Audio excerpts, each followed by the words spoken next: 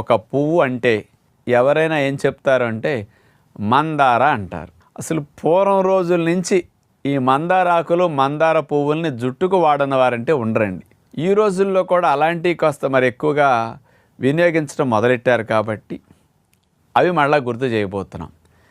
ఏమి లేదు, ఒక 8-10 మందార ఆకులు, 8-10 మందార పువ్వులు, ఈ రెండింటిని కాస్త పేస్ట్ చేయండి మెత్తగా.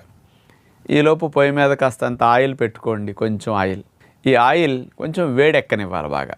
అందులో ఈ ఆకులు పువ్వు కలిపిన మిశ్రమం ఉంది కదా, పేస్ట్ చేసింది, అది ఆయిల్లో వేసి ఓ 2-3 నిమిషాలు కాస్త వేడెక్కనివ్వండి. తీసేసేయండి, ఫిల్టర్ చేసేసేయండి చక్కగా. ఆ అడుగునొచ్చే మంచి తైలాన్ని, స్వచ్ఛంగా ఉన్న తైలాన్ని తీసుకుని చక్కగా జుట్టుకు పట్టించండి.